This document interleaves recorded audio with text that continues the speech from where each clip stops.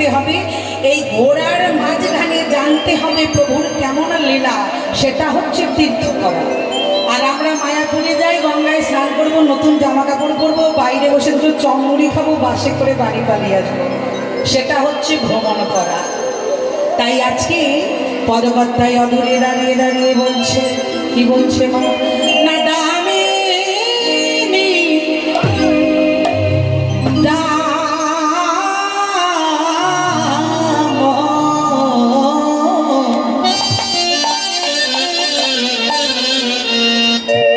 দমন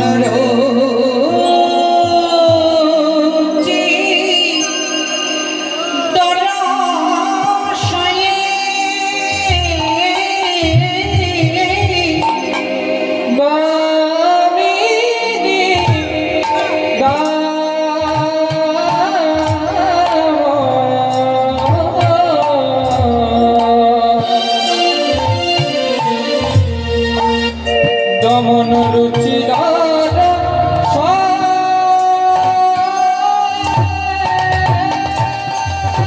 তোরা দেখে জানা,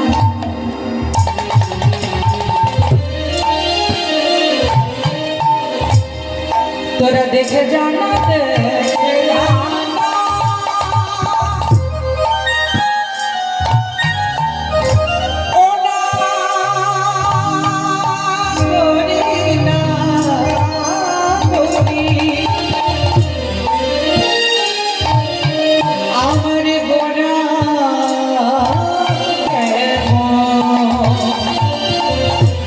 আমার হরি নামের প্রেমে মাতোয়ানা, তোরা দেখে যা, দেখে জানা আমার গোনা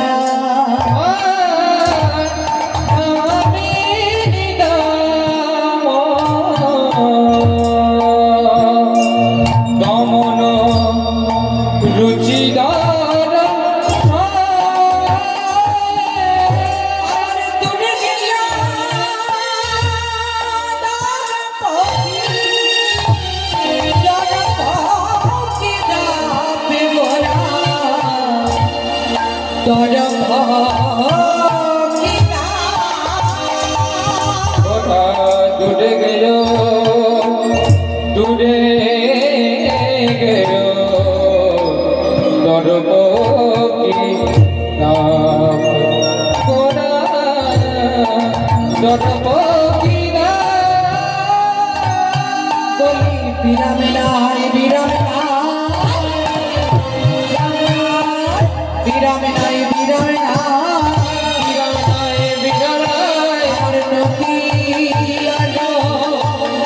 মাঝে গোটা বিরামে নাই, বিরামে মাঝে গোটা বিরামে নাই, বিরাম মাঝে গোটা বিরামে নাই, বিরামে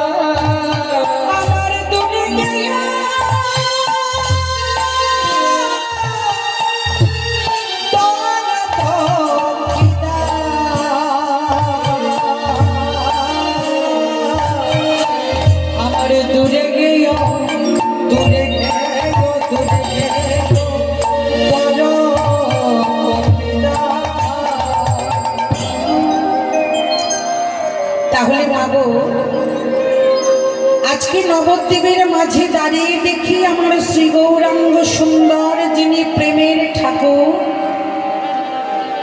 যার বয়সের তুলনার সঙ্গে 539তম বৎসর, যিনি জগৎ মাঝে শচী গর্ভ সিন্ধু আলো করে উদয় হলেন,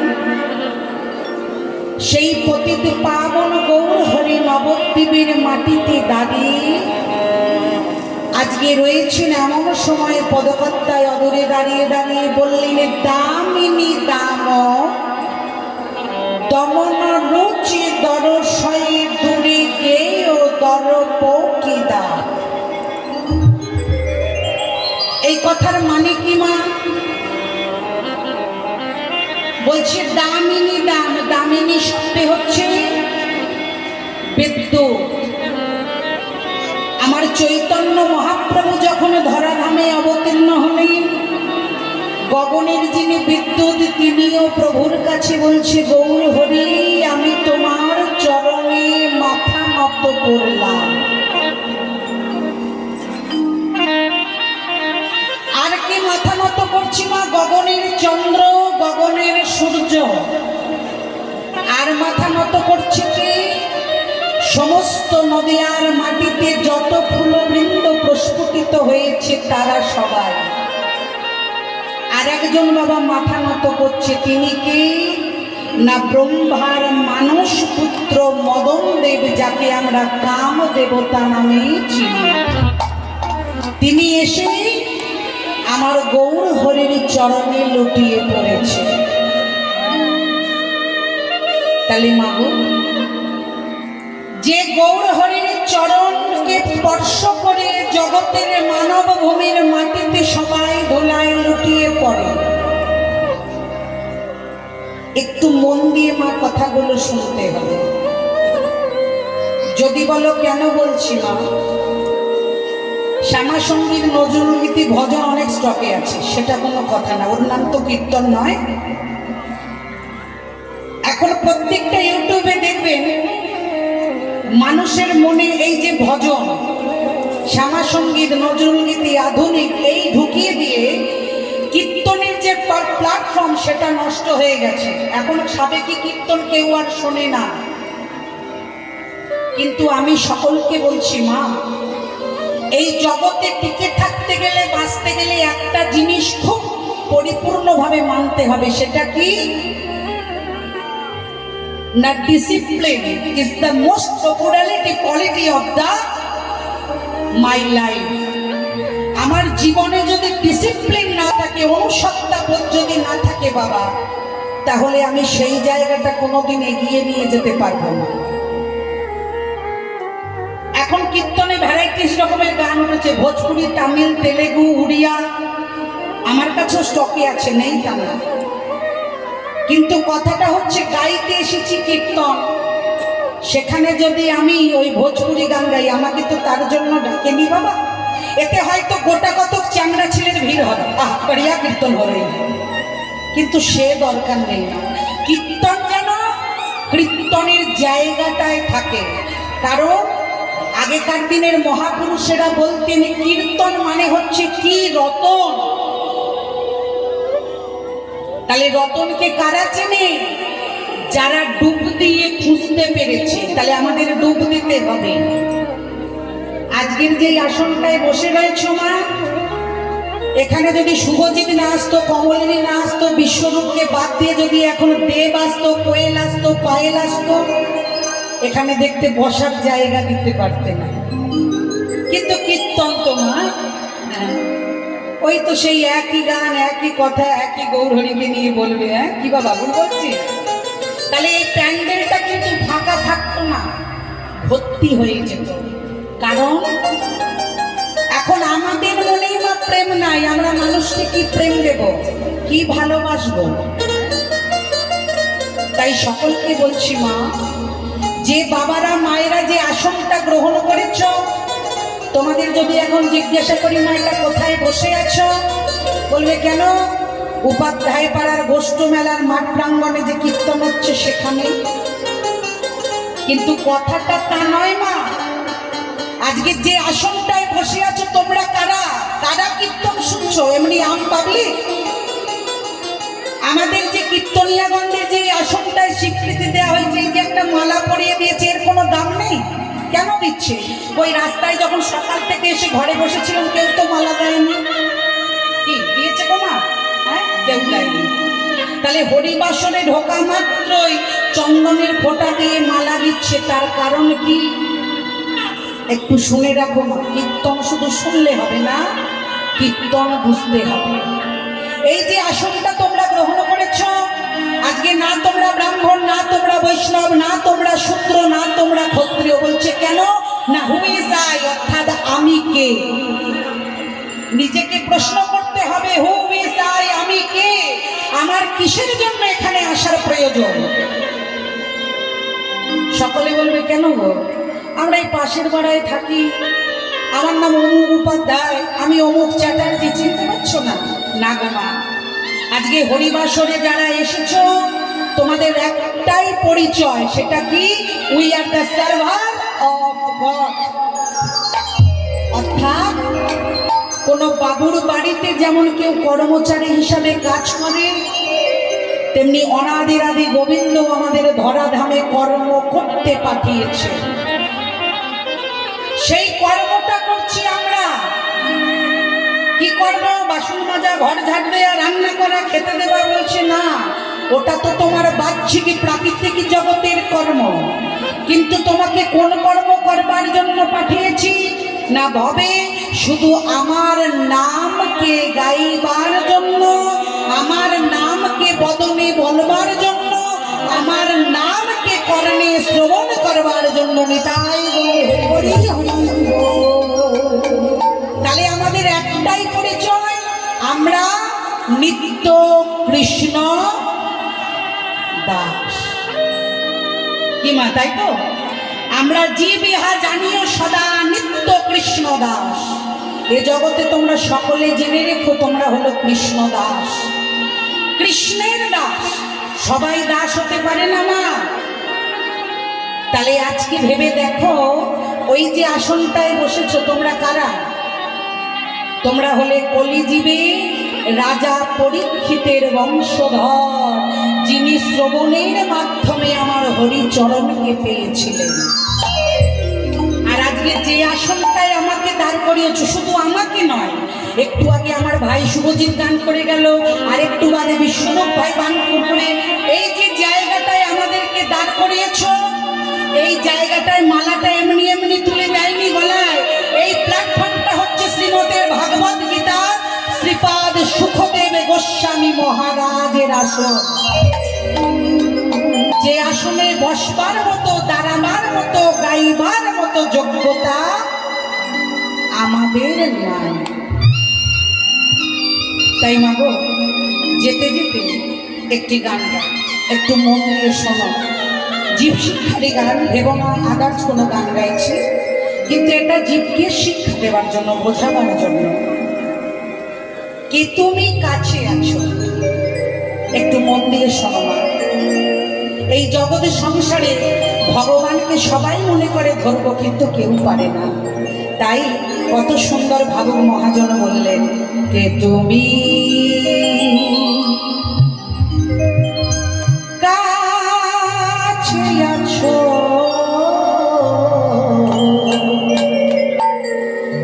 তবু জানি না আছো কোনখানে। তুমি যে কথা বলো আমি তাই শুনে যাই, তুমি যে কথা বলো আমি তাই শুনে যাই। বুঝি না গো তার মানে, তুমি কাছে আছো, তবু জানি না আছো কোনখানে।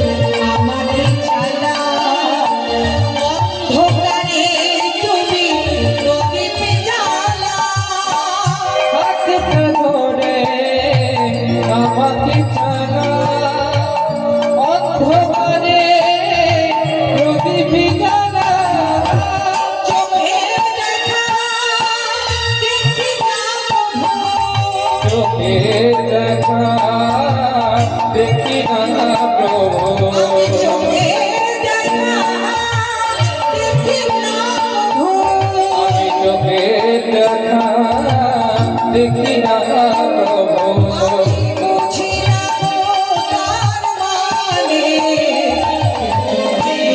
তুমি কাছে আছো তবু জানি না আছো কোথায়। যে কথা বলো তাই শুনে যাই, যে কথা বলো তাই শুনে যাই, বুঝি না গো তার মানে। তুমি কাছে আছো তবু জানি না আছো কোনখানে।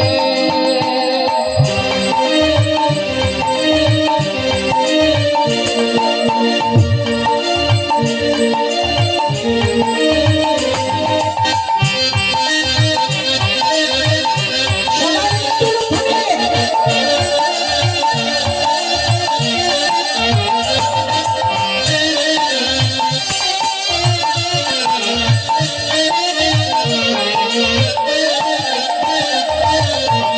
জানি গো তুমি আসবে যেদিন, ভাঙতে হবে আমায় সেদিন। জানি গো তুমি আসবে যেদিন, ভাঙতে হবে প্রভু আমায় সেদিন। জানি গো প্রভু আসবে যেদিন, ভাঙতে হবে আমায় সেদিন। জানি গো প্রভু আসবে যেদিন, ভাঙতে হবে আমায় সেদিন।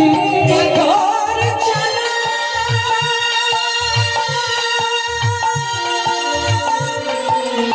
দাঁড়িয়ে রবে, পাথর চলন দাঁড়িয়ে রবে। পাথর চালা দাঁড়িয়ে রবে। প্রভু পাথর চলন দাঁড়িয়ে রবে। বেলা শেষের সন্ধানে তুমি কাছে আছো তবু জানি না আছো কোথায়। যে কথা বলো তাই শুনে যাই, যে কথা বলো তাই শুনে যাই, বুঝি না গো তার মানে। তুমি কাছে আছো প্রভু জানি না আছো কোনখানে। জানি না আছো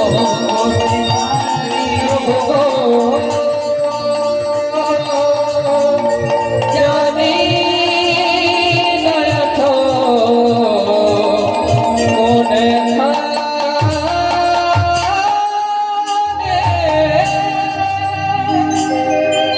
एक बार प्रेम से बोलिए राधा रानी की जय, वृंदावन धाम की जय, कृष्ण मेला हरिवासर प्रांगण की जय, আপন আপন ভক্তবৃন্দ কি জয়।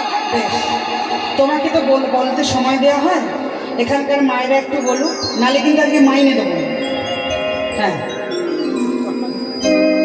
প্রতিদিন বলে বলে অভ্যাস, জানি যদি কীর্তনীয় পয়সা কম দেয় গো। হ্যাঁ, পেটে ধরেছে তো ওই জন্য একটু মেয়ের সঙ্গে টান দিচ্ছে। ওটা কিন্তু আমার মা, হরিবল হরিবল। তা নিজের মা না, সৎ মা কিন্তু, জানো তো। হ্যাঁ, নিজের মায়ের থেকে সৎ মায়ের টান একটু বেশি হয়। হরিবল হরিবল। তা যাই হোক, সব থেকে আনন্দের বিষয় একটু শেয়ার করি, না শেয়ার করলে হবে না। এই ধনভাইয়ের সঙ্গে বিগত 1.5 বছর আগে আমার আলাপ, তাই তো। সেটা হচ্ছে, আপনারা যাকে এখানে গৌরাঙ্গ বাবু বলে চেনেন, যাকে আমরা স্বরূপ উপাধ্যায় বলি, গতকাল যার লীলা কীর্তন আপনারা শুনেছেন, তিনি আমাদের সম্পর্কে দাদাভাই হয়। দাদাভাই বলতে ওনার ভাগ্নির সঙ্গে আমার ছেলের বিয়ে হয়েছে। তো যাই হোক, হ্যাঁ, তা সেই সূত্রে একবার মায়ের কাজেতে এখানে এসেছিলাম। তা আমার সঙ্গে যে ভাইটি সংগত করে তিনি হসপিটালে, এই ভাইও হসপিটালে ভর্তি ছিল, কিন্তু আপনাদের সকলের আশীর্বাদে ও সুস্থ হয়ে এসেছে। কিন্তু সেই ভাই এখনো আসেনি, তার একটু প্রবলেম হয়েছে, ডায়রিয়ার। তো প্রথমে মনে মনে ভাবলাম গানটায় হয়তো যাওয়া হবে না, তো একটু বলে দিই যে যাব না। কিন্তু আবার মনে মনে চিন্তা করলাম যে প্রভু, আমি এই মুহূর্তে যদি বলে দিই যাব না, তাহলে দাদা ভাইয়ের উপর প্রচন্ড পরিমাণে চাপ আসে। সেই বা এত তাড়াতাড়ি একটা কীর্তনের দল কোথা থেকে পাবে? তা দাদা ভাইকে ফোন করে বললাম, দাদা ভাই একটা বাজি একটু ব্যবস্থা করা যাবে? বললো, দিদি সেরকম তো কেউ নেই, তবে ধনা ভাইও তো গানে চলে গেছে, তাহলে একবার বলে দেখলাম। দাদা ভাই একটু বলে দেখুন। তা সেই ভাই যে আমার সঙ্গে বাজাচ্ছে, সত্যি আমরা খুব আনন্দিত, গর্বিত যে এক কথায় সেই পরিচয়। তাহলে এই হচ্ছে শিল্পী জীবন। শিল্পীর জীবন হচ্ছে ধূপকাঠির মতো, যে নিজেকে পুড়িয়ে অপরকে আলপনা দেয়, অপরকে গন্ধ বিতরণ করে, তাই না? তাই মাগো, এই শিল্পী জীবন যতটা আনন্দের ততটাই কিন্তু কষ্টের। কিন্তু কষ্টটা লুকিয়ে যায় কখন জানো? যখন তোমাদের এই ভালোবাসাটা পায়, যখন এই যে তোমরা দুবাহু তুলে হরি বল বলো না, হয়তো ভাববে এটাতে কমলিনীর কোনো স্বার্থ আছে। আছে, 100% আমার স্বার্থ আছে। কি স্বার্থ? এই যে পয়সাটা নিচ্ছি মা, ভালো করে লক্ষ্য করুন। মা বলছে হ্যাঁ পয়সা ছাড়া আর কি হবে, কিন্তু একটু মন দিয়ে কথাটা শুনতে হবে। এই যে মা পয়সাটা নিচ্ছি, আমার মহাপ্রভু যখন সনাতন ধর্মকে প্রচার করেছিলেন বিনা পারিশ্রমিকে, সবার কার দাঁড়ে দাঁড়ে গিয়ে নাম বিতরণ করেছেন। আমরা কিন্তু পাচ্ছি না 20,000, 25,000, 30,000, 1,20,000, 1.5 লাখ, যেন জমি বাড়ি কিনবে। হরি বল, সব ডিমান্ড। তা আমি বলি মা গো, যে যারা এরকম 1,20,000, 1.5 লাখ করে টাকা চাইছে, আমি তাদেরকে বলি বাবা তাদের 2 লাখ করে দেওয়া হবে। কিন্তু ওই গোলকের রাধা গোবিন্দকে স্টেজে নামিয়ে এনে দেখাতে হবে। হ্যাঁ কি বাবা, ভুল বলছি কথাটা? টাকা নেওয়ার একটা লিমিট আছে, হ্যাঁ নিতে হবে। বাস্তব জগতে একটা গাড়ি নিয়ে চলতে গেলে, রাস্তায় 7-8টা লোক নিয়ে চলতে গেলে একটা পয়সার অ্যাভাব সামথিং দরকার হয়। তা বলে এটা নয় যে এমন একটা ডিমান্ড করব যেন কোনো মানুষ আমাদেরকে না নিয়ে যেতে পারে। তাহলে সেই কীর্তন শেখার কিসের জন্য? গান শিখেছি আপনাদের চরণের তলে ধুলা লয়ে গাইব, আপনাদের আশীর্বাদ লয়ে বেড়াবো। কিন্তু সেই গানে যদি মা গো 1,000 টাকা ডিমান্ড করি, কোথায় থেকে দেবে মা? 10 টাকা 5 টাকা করে চাঁদা কালেক্ট করে এই টাকা আমাদের হাতে তুলে দেয়। তা সত্যি স্বার্থ আছে।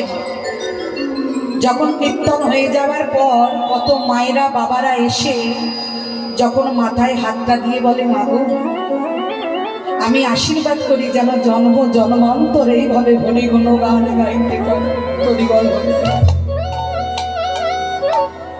যখন বৃদ্ধ মায়েরা ঠাকুমারা এসে যখন আশীর্বাদ করে, আমার দিদা তো আর বেঁচে নেই মা, ঠাকুমা এখনো বর্তমান বেঁচে আছে, শাশুড়িও বেঁচে নেই, আমার মা রয়েছে, বাবা রয়েছে। তা সেই মা বাবাকে ছেড়ে দিয়ে, ঘরের আত্মীয় পরিজনদের ছেড়ে দিয়ে এসে যখন আপনাদের সামনে হরিগুণ গান গাই, তখন সবাই যখন মাথায় হাত দিয়ে আশীর্বাদ করে বলে, মা গো তোমার মা বাবার জন্ম সার্থক, তোমার মতো গর্বে সন্তান ধারণ করেছে। তখন আমি মা বাবাদের চরণ ধরে বলি, মা গো জন্মটা তাদের সার্থক না, জন্মটা আমার সার্থক। যে অমন ভালো মা বাবার গর্বে জন্মগ্রহণ করেছি বলে আজকে হয়তো তোমাদের মতো ভক্তের দাঁড়ে দাঁড়ে এসে হরি নাম শ্রবণ করাতে পারছি। তাই হরি হরি বল। কত মা বাবার আশীর্বাদ পাচ্ছি, তারা 2 হাত ভরে আশীর্বাদ করছে। তাই এটাই আমার স্বার্থ মা। জীবনে তো ঘরে থাকলে এটুকু সান্ত্বনা পেতাম না, হয়তো হরিনামের মাধ্যম দিয়ে কত ভক্তের চরণ ধুলে পেয়ে বেড়াচ্ছি, এর মতো আনন্দ আর কিছু নাই মা। তাই মায়েদেরকে বলবো, মা গো যে আসনটি আজকে গ্রহণ করেছ, সেই আসনটি আমার রাজা পরীক্ষিতের আসন। তাই আজকে শ্রী গৌরাঙ্গ প্রেমের ঠাকুর, যাকে দেখলে আমার বিদ্যুৎকান্তি হার মানে, যাকে দমন করার মূলে কেহ এই পৃথিবীতে নাই, যিনি জগৎকে দমন করে, সেই শ্রী গৌরাঙ্গ। শ্রী গৌরাঙ্গ প্রেমের ঠাকুর, প্রেম বিলাতে এলো নদী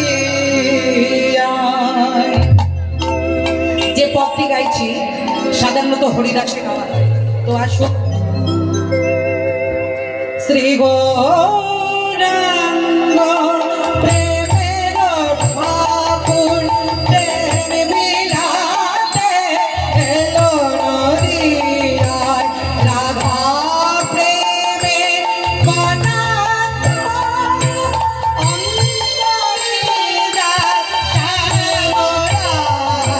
শ্রী গৌরাঙ্গ প্রেমের ঠাকুর বিলাতে এলো নদিয়ায়, এলো নদিয়ায়। সচিরনন লড়াই গোড়া এলো নদিয়ায়, সচিরনন শ্রী গৌরাঙ্গ প্রেমের ঠাকুর বিলাতে এলো নদিয়ায়। শ্রী গৌরাঙ্গ প্রেমের ঠাকুর প্রেম বিলাতে রাম বিলাতে এলো নদিয়ায়।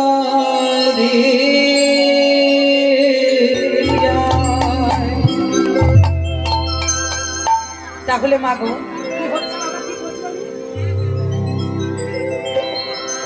হ্যালো হ্যালো হ্যালো আর ঘাটিস না বাবা, থাক থাক। তাহলে আজকে গৌর হরিমা ধরাধামে এসেছে, তাই ভাবুক মহাজন বলছে বলিহারে যাই, বলিহারে যাই, গোরা রূপে যাই বলিহারি। বলিহারি যায়, গোরা রূপে যায় বলিহারি। বলিহারি যাই, গোরা রূপে যাই বলিহারি। বলিহারি যায়, গোরা রূপে যায় বলিহারি। বলিহারি যায়, গোরা রূপে যায় বলিহারি। हे विशुद्धाकर मुरछि चरण तले, এদি সুধাকর মুরছি চরণ তলে। निसा निरसा निरसा निरसा निरसा निरसा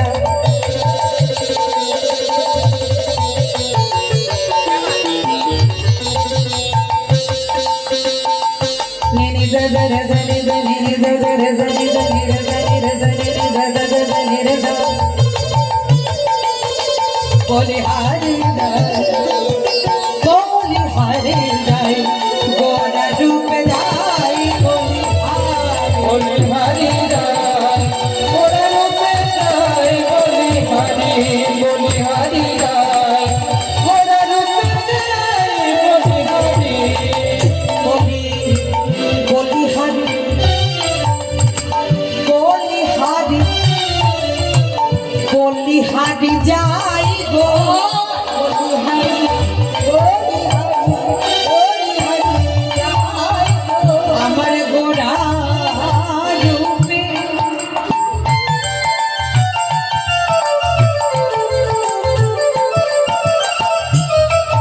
আমার গোরা রূপে গোরা রূপে বলিহারি বলিহারি যায় আমার গোরা রূপে। আমি যাই আমার গোরা রূপে যাই বলিহারি। গোরা রূপে যাই বলিহারি। আমার গোরা রূপে, গোরা রূপে যাই বলিহারি। পদকর্তা বলছি আমার গোরা রূপের যাই বলিহারি। হেরি সুধাকর মুরছি চরণ তলে দশ নৌখ দশ রূপ ধরি। যে পদগুলো মা গাঁথানি করেছে পদকর্তা না ভাবনা না চিন্তা করে কিন্তু করেনি। বলছে হেরি সুধাকর, হেরি মানে কি মা? দর্শন করা। সুধাকর মানে গগনের চাঁদ। কাকে দর্শন করছি? আমার প্রেমের ঠাকুর গৌর হরিকে। দিয়ে কি বলছে? মুরাছি চরণতলে। মুরাছি মানে অজ্ঞান হয়ে পড়ে যাওয়া। কেন? দশ নৌখ দশ রূপ ধরি। গগনের চাঁদের মনে অহংকার এসেছিল। কেন না, গগনের চাঁদ জগৎকে বলতো আমি উদিত হয়েছি বলে জগৎবাসী আমার আলোয় আলোকিত। কিন্তু যখন দেখল যে নদিয়া নগরে সচিমাতার ঘরে আমার থেকেও বড় চন্দ্রের উদয় হয়েছে, তখন তিনি অহংকারের ত্রুটি মার্জনা করে জগৎকে তিনি শিক্ষা দেওয়ার জন্য নিজের ত্রুটি গৌর চরণে প্রকাশ করে বলল, গৌর হরি বলি হারি যায়, তোমার গুণের কথা যত বলি ততই হারি। তাই হে প্রভু, তুমি আমাকে চরণে ঠাঁই দাও। এই দৃশ্য দেখে মা এক নগরের নাগরী বলছে, দেখ দেখ, আচ্ছা মা গো, আমার গৌর হরির রূপ কারা কারা দেখেছো? দেখেছো কি? দেখো নি, কেমন দেখতে জানো না, শুধু পদের মাঝে বুঝেছো আজানুলম্বিত ভুজৌ কনকা ও বরাতৌ সংকীর্তনৈক পীতরৌ কমলায়তাক্ষৌ বিশ্বম্ভর দ্বিজবর যুগ ধর্ম পালৌ বন্দে জগৎ প্রিয়কর করুণায় অবতার। কিন্তু এক নাগরী দেখে আর এক নাগরীকে বলছে, জানিস নাগরী, বলি বলি শোন শোন, বলছে দেখ দেখ, আমার প্রভুই আসছে। প্রভুকে দেখে না যেন মনে হচ্ছে একবার জড়িয়ে গিয়ে ধরি। তা বাবা, এই যে একটু ছোট্ট করে বলি, এই যে লোকগীতি গানটা বাবা উচ্চারণ হয়েছে না, তোমায় হৃদ মাঝারে রাখবো ছেড়ে দেব না, এই গানটার পিছনে কিন্তু একটা তাৎপর্য আছে, ব্যাখ্যা আছে। সেটা লোকগীতি যারা গায় তারা বলেন, একটু বুঝিয়ে বলি। কখন বলল যে তোমায় হৃদ মাঝারে রাখবো ছেড়ে দেব না? এক নাগরের নাগরী আর এক নাগরীকে বলছে, জানিস রে, আমি নিশি প্রভাত কালে যে মনের মানুষটাকে দেখে এলাম, যেন মনে হচ্ছে একটি সোনার কমল সুরধ্বনির তীরে, একটি সোনার কমল সুরধ্বনির তীরে, সোনার কমল। বাবা সুরধ্বনির তীরে, সোনার কমল সুরধ্বনির তীরে, নাচিয়া নাচিয়া যায় যায় রে, নাচিয়া নাচিয়া যায়। আমি ধরিবার করি, ধরিতে যাই হরি, ধরিবার করি, ধরিতে যাই হরি, ধরিবার করি, ধরিতে যাই হরি, ধরিবার করি, ধরিতে যাই হরি, পরাণ কাঁদিয়া যায়, কমল ভাসিয়া যায়। ওই আমার পরাণ কাঁদিয়া যায় গো, দেখো কমল ভাসিয়া যায়। তাহলে একটি সোনার কমল সুরধ্বনি জলে, সোনার কমল মানে গৌর হরি। তাহলে নাগরী দেখেছে, যে নাগরী দেখেছে তার নাম হচ্ছে বিষ্ণুপ্রিয়া, আর যাকে কথাটি বলেছে তিনি হচ্ছেন কিনা কাঞ্চন।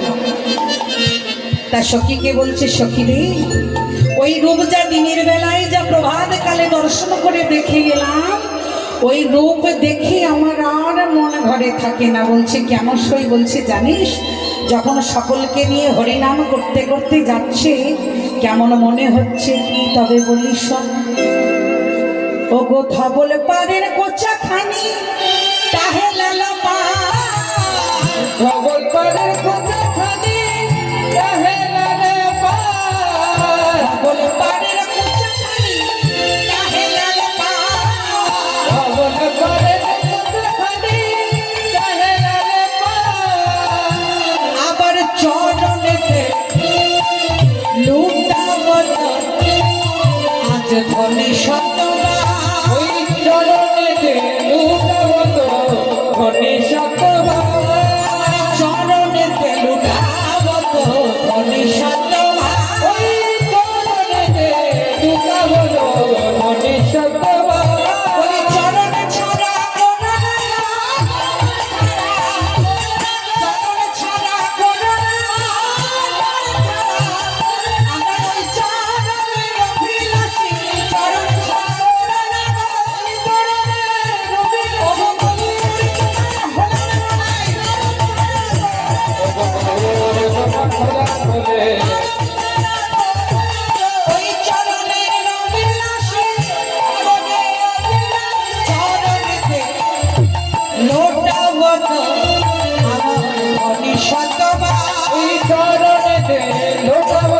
ধনী সত্যবান। তাহলে মাগো ধবল পারের ধুতিখানি তাতে পারলা। গৌরহরিকে তো কোনোদিন কেউ দেখনি বা, কিন্তু বিষ্ণুপ্রিয়া বলছে জানিস, যখন হরিনাম করতে করতে বাহু প্রসারিয়া যাচ্ছে, তার যে ওই ধুতি ধবল, ধবল মানে জানো কি বাবা? ধবল মানে হচ্ছে সাদা। চৈতন্য মহাপ্রভু আমার সাদা ধুতি পরেছে, তাহলে ধবল পারে ধুতি আর তাতে পাটটা দিয়েছে লাল রঙের। এক নাগরী বলছে, হ্যাঁ রে, নীল পাড় দিতে পারতো, হলুদ পাড় দিতে পারতো, সবুজ পাড় দিতে পারতো, লাল পাড় দিল কেন? গৌরহরির ধুতিতে লাল পাড় দিল কেন? বলল লাল মানে কি জানিস? লাল মানে হচ্ছে রাঙা। আর আমরা যখন কোনো মানুষকে ভালোবাসি তখন কিন্তু লাল ফুল দেখি, তাই না? তাহলে লাল হচ্ছে প্রেমের চিহ্ন, প্রেমের সংকেত, অনুরাগের সংকেত। তাহলে আমার গৌরহরি বোঝালেন যে ধবলখানার ধুতিখানি কোচাতে লাল পাড়, চরণ ধুলি পাবে বলে ধনে লুটাইল। ধোতার ধুতির কোচাখানি ময়ূর পুচ্ছ তো বারবার চরণে ঠেকছে কেন? না গৌর তোমার চরণ পাবো বলে।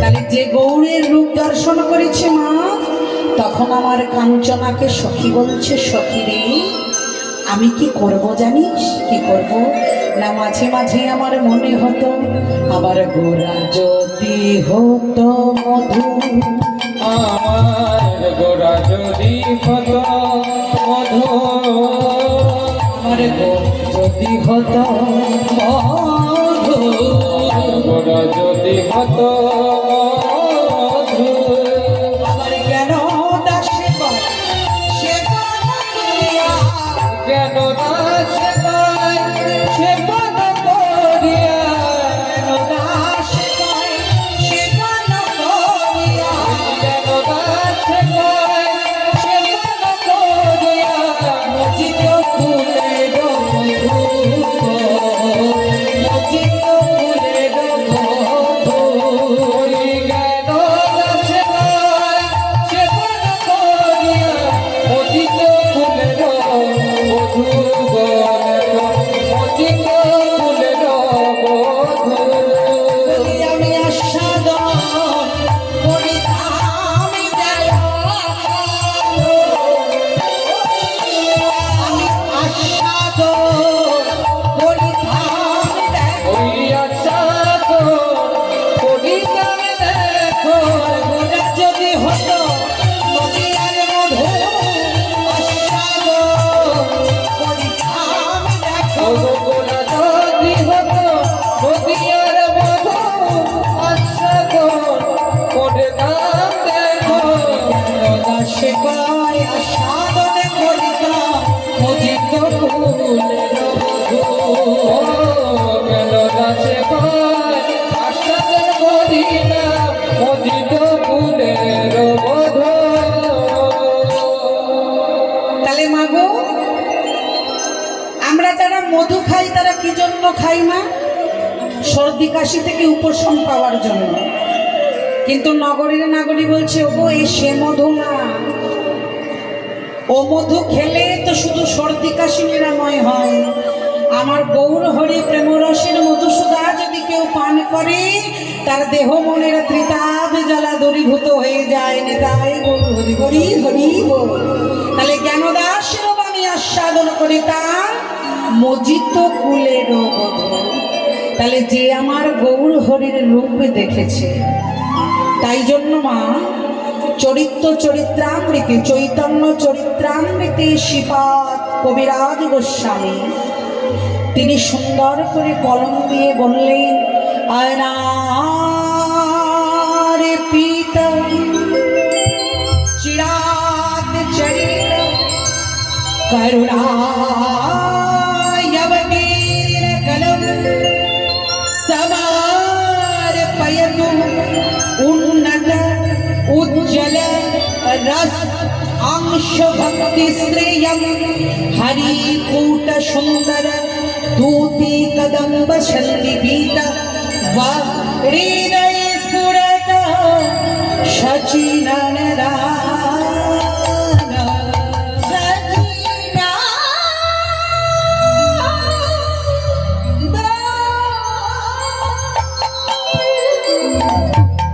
সেই সচিনন্দন গৌর হরির চরণে প্রণাম জানিয়ে পদকর্তায় অদূরে দাঁড়িয়ে দাঁড়িয়ে কলম দিয়ে কি বললেন জানো? কি বললেন মা? যাহা সমবিধি অধিক নাহি অনুভবে, যাহা সমবিধি অধিক নাহি অনুভবে, তুলনা দিবার নাহি ওই তুলনা দিবার নাহি। আবার জাগরার নিন্দা কহু কহু কি না কহু, জগদানন্দ কহ কহ কি না কহ, নিরুপম গৌর কিশোর, নিরুপম গৌর কিশোর। ওই জগদানন্দ কহ কহ কি না কহ, নিরুপম গৌর কিশোর, নিরুপম গৌর কিশোর।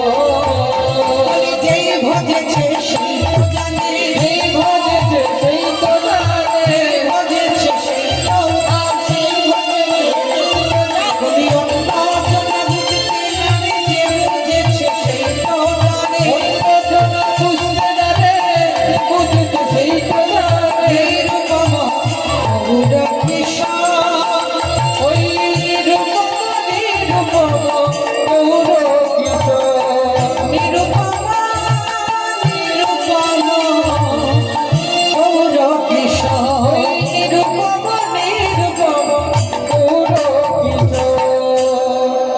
যা সমবিধি বিধি গো অধিক নাহি অনুভাবি, অনুভবী তুলনা দিবার নাহি নাহিত জগদানন্দ কহু কহু কি না কহু, নিরুপম গৌর কিশোর।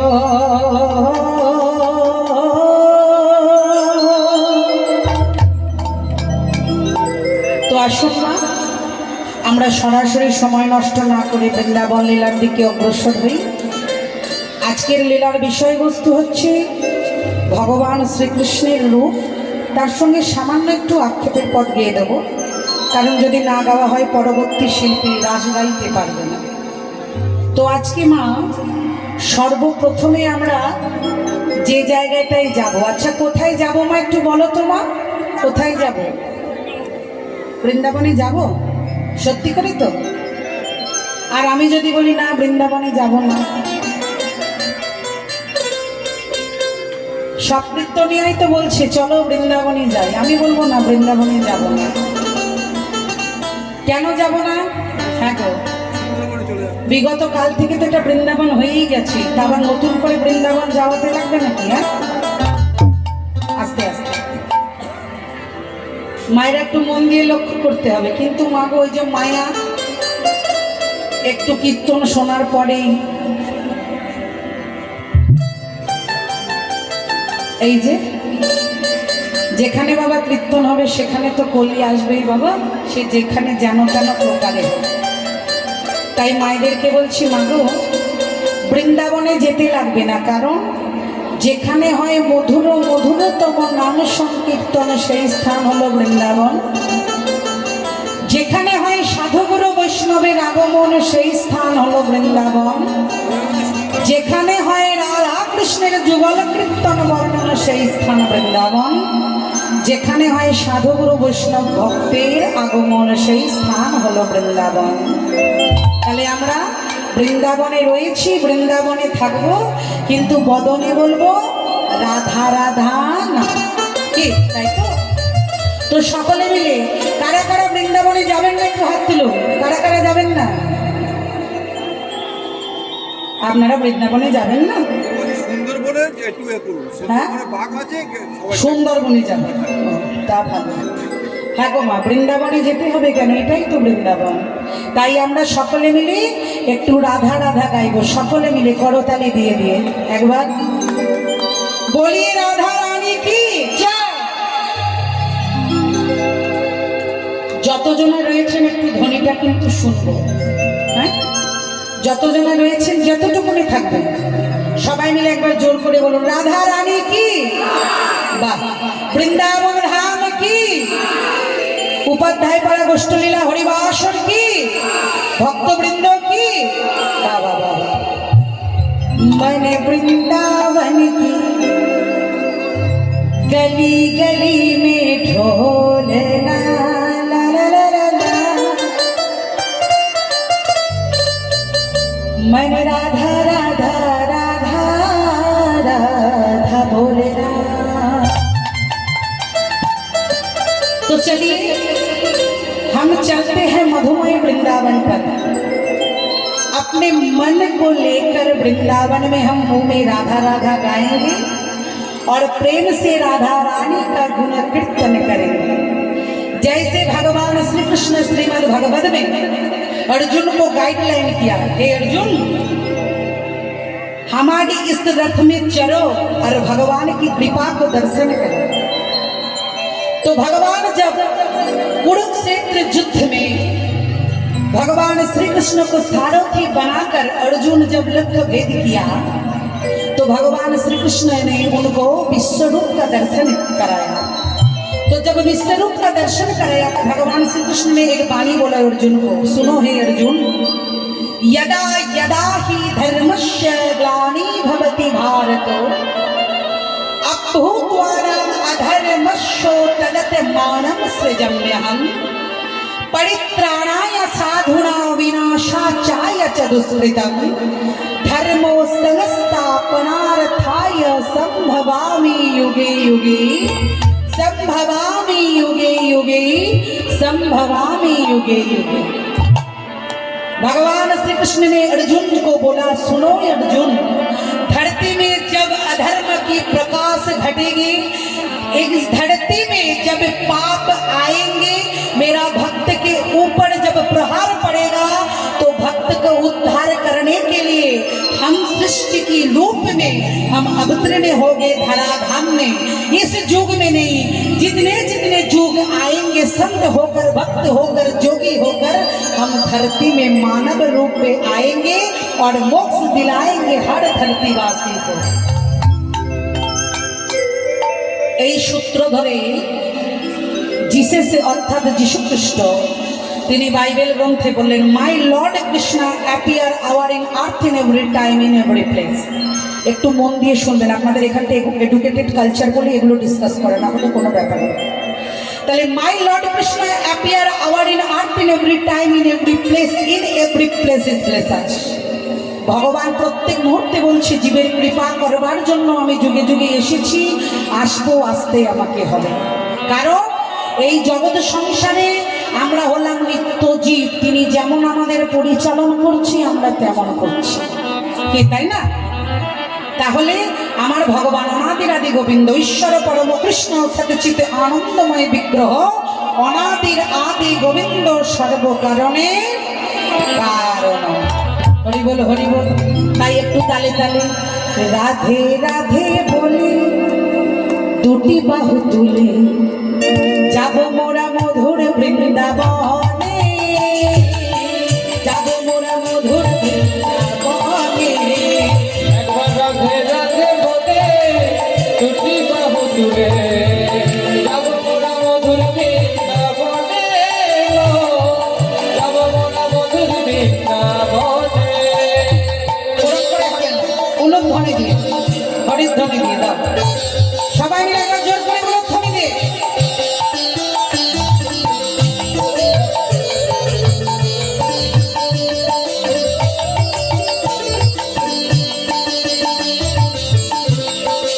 সবাই মিলে রাধে রাধে বলে দুটি বাহু তুলে যাব মোরা মধুর বৃন্দাবনে, যাব মোরা মধুর বৃন্দাবনে।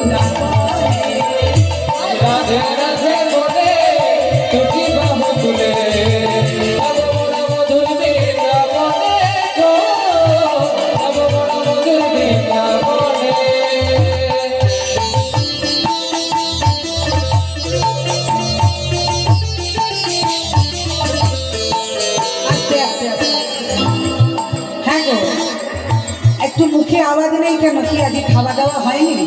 খালি পেট? হ্যাঁ, তো সবাই হোক একটু। রাধে রাধে রাধে রাধে রাধে রাধে বলে তুলে যাব মোরা মধুর বৃন্দাবনে গো, যাব মোরা মধুর বৃন্দাবনে।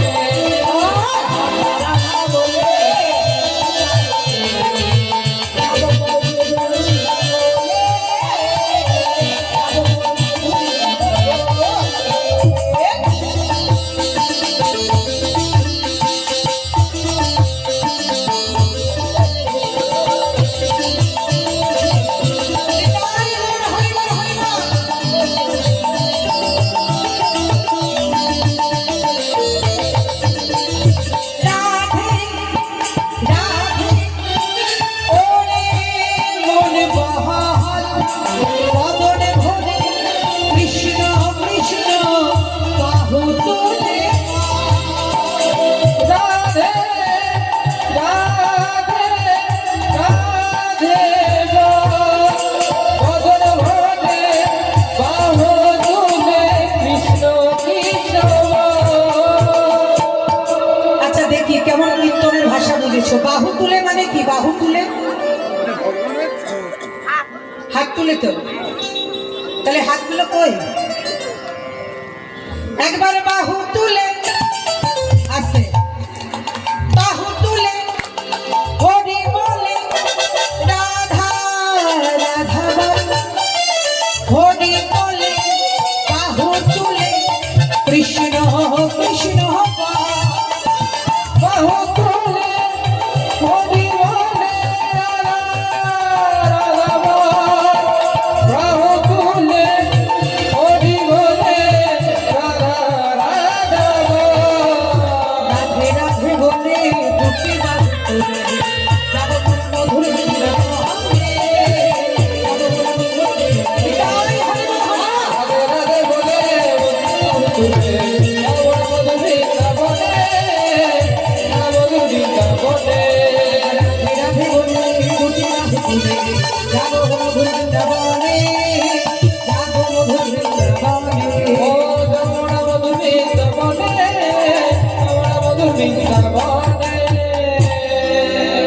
আচ্ছা, কারা কারা একটু রাধা রাধা বলতে হবে তো আমার সঙ্গে যেতে গেলে বৃন্দাবনে? আমরা তো বৃন্দাবনে পৌঁছিয়ে রয়েছি, কিন্তু তবুও একবার স্কুলে গেলে প্রথমত হচ্ছে স্কুলের ইউনিফর্ম পরতে হয়, দ্বিতীয়ত কাঁধে বইয়ের ব্যাগ থাকতে হবে, নাহলে মাস্টারমশাই ঢুকতে দেবে না, আর তৃতীয়ত পরামুখস্থ চাই, ঠিক তাই না? তাহলে আমরা আজকে যে স্কুলে পড়াশোনা করছি সেটা হচ্ছে ভাগবত প্রেম, কৃষ্ণ প্রেম। তাহলে গুরু গোবিন্দের কৃপায় আমরা সবাই মিলে একবার করে রাধা রাধা বলবো, সবাই মিলে করতালি দিয়ে দিয়ে। হ্যাঁ, আমি বলবো, তোমরা শুধু রাধা রাধা বলবে। হ্যাঁ, বৃন্দাবন মে, আস্তে জোরে জোরে বলতে হবে কিন্তু, যেন সবাই শুনতে পায়। একটা মানুষের দরকার নাই, 10টা মানুষ ভালো হলেই হবে। বৃন্দাবন মে মান গলি মে, আস্তে আস্তে। বাবা 10টা টাকা দিয়েছে, এটা 10 লক্ষের সমান, কিন্তু এটার দিকে এখন লক্ষ্য করলে হবে না, এখন লক্ষ্য রাখতে হবে রাধা গোবিন্দের দিকে, তাই না? তাহলে তিনি যে মনোবাঞ্ছা নিয়ে দানকে দিয়েছে সেই দান যেন সেই খাতায় তোলা থাক।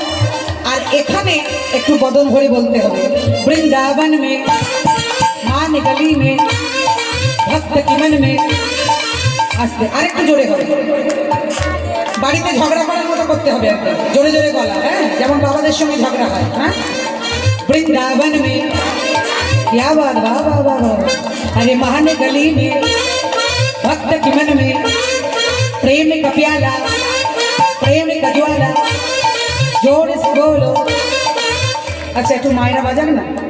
তুমি একটু বিশ্রাম নাও ভাই, অত পরিশ্রম করে করবে কি? হ্যাঁ হ্যাঁ, একটু এদেরকেও পরিশ্রম করাও। হ্যাঁ, ওই দেখি বাবার একবার হোক না, একটু করতালি দিয়ে দিন। বৃন্দাবনে মান গলি মে ভক্ত কি মন মে।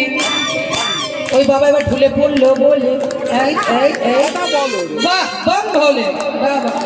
দেখো দেখো, এত নামের মধ্যে ঘুমোচ্ছে, তার মানে বুঝেছো? কলি বলছে আমি ঢুকে গেছি, আর আমরা বলছি দেব না। হ্যাঁ,